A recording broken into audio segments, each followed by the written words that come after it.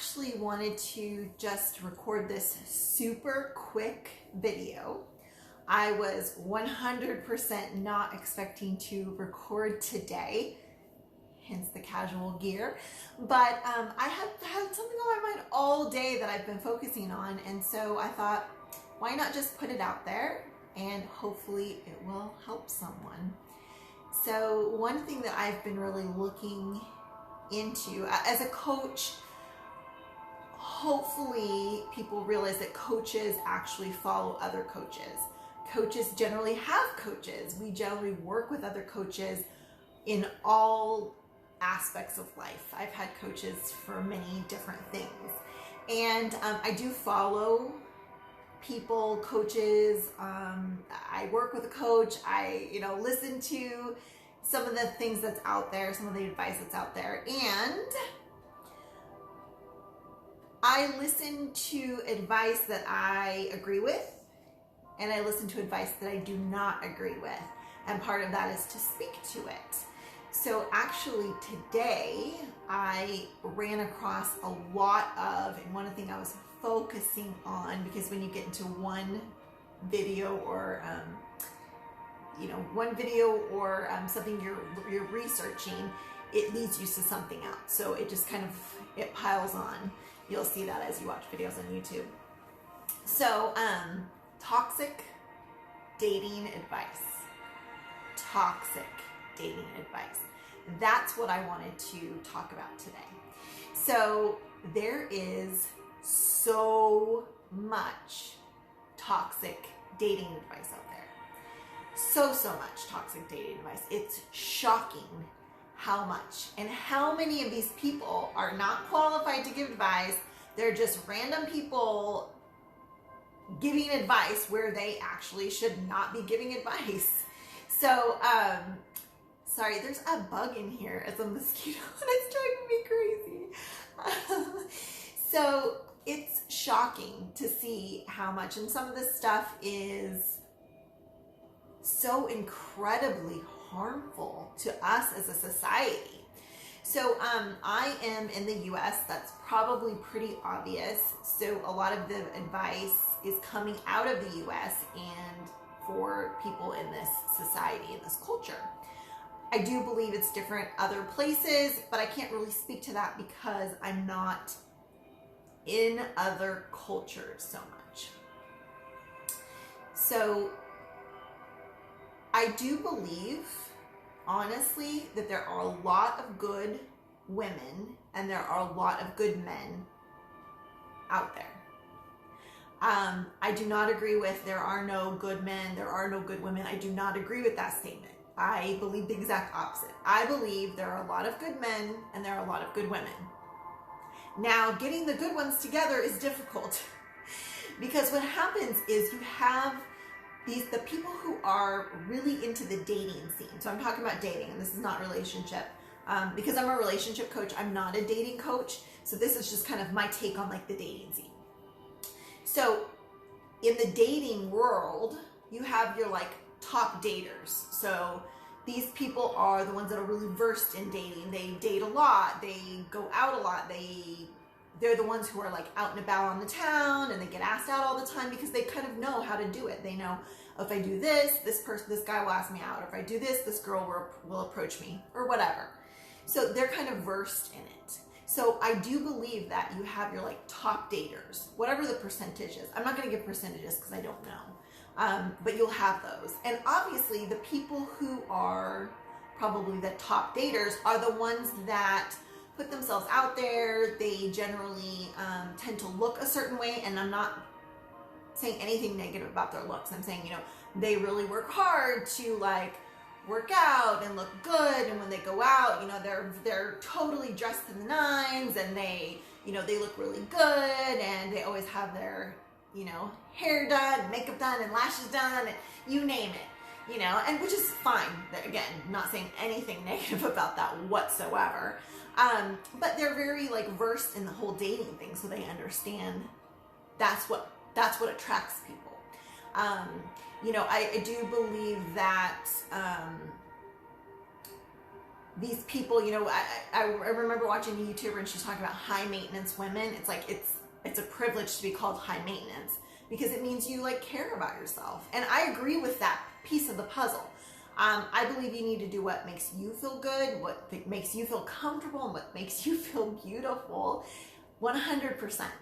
I definitely try to most days have, you know, my you know, look good, look decent, look nice. But that doesn't mean that I can't wear legs in a t-shirt and look really cute, because I can. And I feel good wearing this sometimes, and I also feel great in a dress and high heels and all of that too. So back to the toxic dating advice. So it's just shocking to see how many people are toxic giving advice. So really, when you're listening to advice, search your heart. And this is really for men and women. Obviously, I'm a coach for women. If you don't know who I am, my name's Mel B. And I have been a coach for many years. I work with primarily single women, whether they're looking for a relationship or not, to help guide them through their absolute best life. And the reason why I do that is because I do believe too many people are focused on relationships and not themselves. Where my focus is like, focus on yourself, be the best version of yourself, be the absolute best person you can be before you get out there and start dating. Because there's so many toxic people out there. And I believe most people are good. I really do believe most people are good. But I also believe that a lot of people are getting bad advice. They're getting bad advice from these crazy TikTok videos and some YouTube channels and just people just kind of spouting toxic nonsense. And I know, you know, it's that thing like all men are looking for this, all women are looking for that. That's not the truth. There are plenty of people who are actually looking for someone good for their life, to bring into their life. Like, I want to share my life with someone good. But part of the problem is that, you know, it's a circle effect. You have, you know, with the way things have changed, which, you know, we're super grateful that women are given the advantages they are now, as opposed to 50 years ago or 100 years ago when they weren't treated so well. But I feel like sometimes women are trying to make up for that, and maybe we've gone too far in the opposite direction. Women and men are different, and we probably have different places and roles in society, and we should be okay with that. If you've never looked up or heard about masculine and feminine energy, y'all probably have, but it's very interesting, and everyone has masculine and feminine energy. Some people, their masculine is very low and their feminine is really high. Some people, their feminine is really high and their masculine is really low. Whatever it is, did I say that the same way? Just the opposite. So whatever it is, and that's fine. You get to like be who you are meant to be. But I did a video a while ago about how women's roles have changed, and it just makes it hard for women to kind of know their place in this world. And I wasn't trying to make a pro-women video, we're all great, rah, rah. That's not what I was saying. I was just saying women these days, because you have to think about, you know, many, many years ago, when we weren't afforded these advantages that we are now, we were, you know, you had to get married, you were anyone. Like, if you didn't get married and have kids, you were nobody. And it's different now. Women, you know, obviously most women, whether they're raising families or not, or married or not, most women are working. And, you know, I believe we should all have the right to do that. And I also believe if a woman is married and wants to stay home and raise a family or be a housewife or whatever, that's fine. That's between her and her spouse. It's not really anyone else's, you know, we shouldn't judge anyone for the choices that they make. And if that's the agreement that person has come to with their partner, it's not your business. It's really not. You just like let them have their life, and whatever happens to them, You know, hopefully the best. I always want the best for everyone. But it's different now. And I feel like we've gone too far in the opposite direction. Of course, women are, you know, we're very empowered, and, you know, we can do anything. Like, really, you don't have to be married. You don't have to have a family. You can work. You can climb the corporate ladder. You can make a lot of money and all of that stuff. And all of that is, again, fine. There's nothing wrong with your ambition and the things you want to do. The issue is that the having it all syndrome is not as much a reality for most people. And I'm not saying that to be mean. I'm just saying that usually you have to lean to one side or the other. Doesn't mean you can't be a working mother or working wife and have a great career and a great family. That's not what I mean at all, actually. I mean, if you're going to be a real boss babe and really like a president of a company and working 80, 90, 100 hours a week, never home, that's probably not the type of person that wants to have a family as well. But if you're just, you know, if you're being, you know, there's plenty of professions that allow you to work hours, even a little more than 40 hours a week, and still have a family, you know, or a husband or whatever. So it's kind of an interesting take. And also, you know, obviously there are women that work and the husbands stay home. That's fewer and far between, but it's possible. So I guess what I'm trying to say is this video went all over the map, but what I was really focusing on was the toxic dating advice. And not all men are looking for one thing, and not all women are looking for just money. There are plenty of people out there that are looking for connection. But everyone needs to figure out where they're coming from, because people focus too much on physical appearance. Initial attraction is important. You need to be attracted to the person that you're in a relationship with. But you do know people change, right? You do know that person's going to look different maybe in a year, probably definitely in 5 years, and for sure in 10 years and 20 years.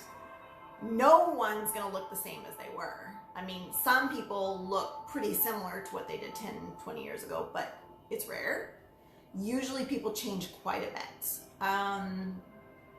In every aspect, people get fatter, skinnier, more muscly, more wrinkles. They change their hair color, they lose their hair. I mean, you name it. People are different. Their face changes. It's just different. People are just different.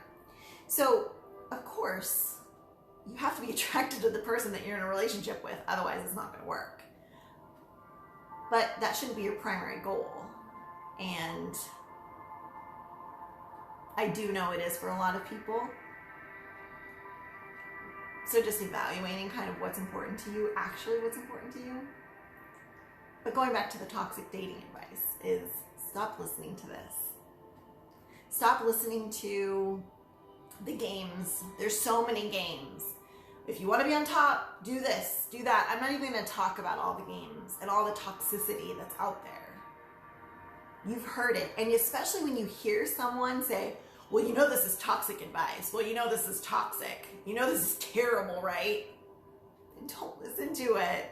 We don't need that in the world. There's plenty of that in the world. Be the opposite. Be better.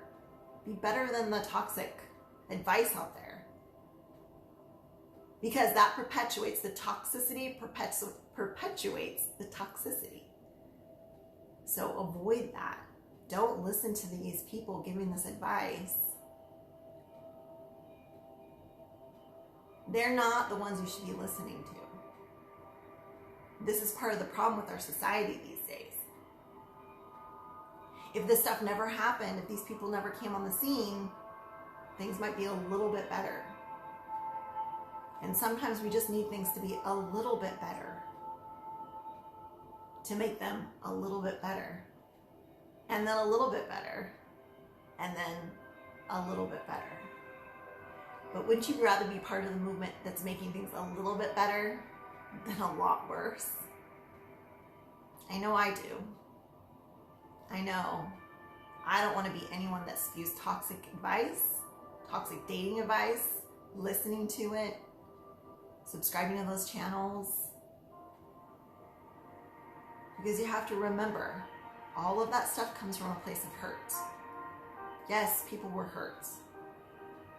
People have been hurt in past relationships. People have been used and abused. 100% people have.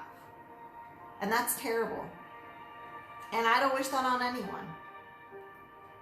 But why are you going to make the next person pay for a mistake of someone else? Not all men are bad. Not all women are bad.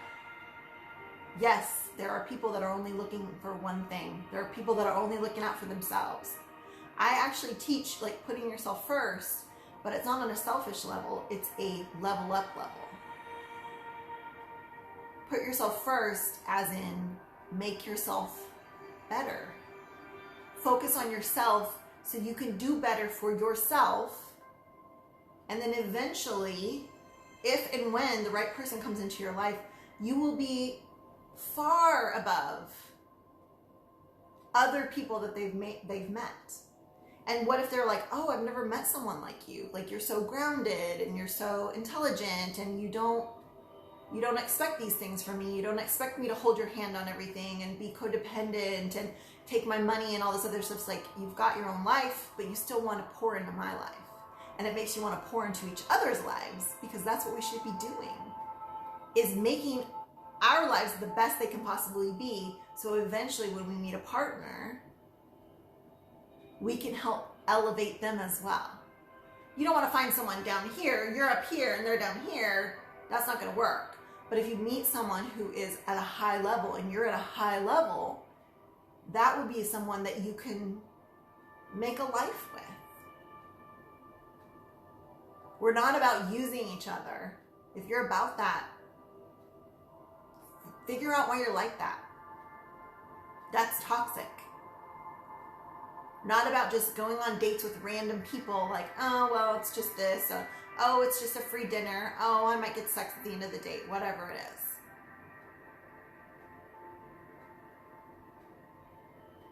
I've kind of joked that I'm the anti-dating coach. It's a joke. I'm not a dating coach at all. I am a relationship coach. I don't teach dating though. And part of that is because of this dating culture. And because a lot of it's toxic. But if you follow there are plenty of good dating coaches. Trust me, there are. But it's difficult because I think most people aren't even ready to date. They're dating and maybe they shouldn't even be dating. Maybe they should be single. Maybe you should get yourself right before you bring someone else in. And that's for men and women. Again, I'm a women's coach, but most people could benefit from this advice because there are toxic men's coaches and toxic women's coaches and random people on the internet not even knowing what the heck they're talking about. I mean, you guys have heard it. I know you've heard it. Some people more than others. Like the games, all of this, all of that. It's so toxic. That's the end of my rant for today. So I wish you all well, and please pay attention to the advice that you're getting. And if it feels toxic, it's probably toxic. And maybe consider not listening to that kind of stuff. Take a step back, take a break, focus on yourself for a while. And if you level up, maybe the right person will actually come into your life. Not that you should be blamed for the toxic dating patterns out there. Don't perpetuate them. If you've been involved in a toxic situation, just walk away and figure out how you can, like I said, level up, make your life better. Do good for you, not for anyone else, but for you. That's all for tonight. And I wish you all well. Have a beautiful day, week, month, year, whenever you're watching this video.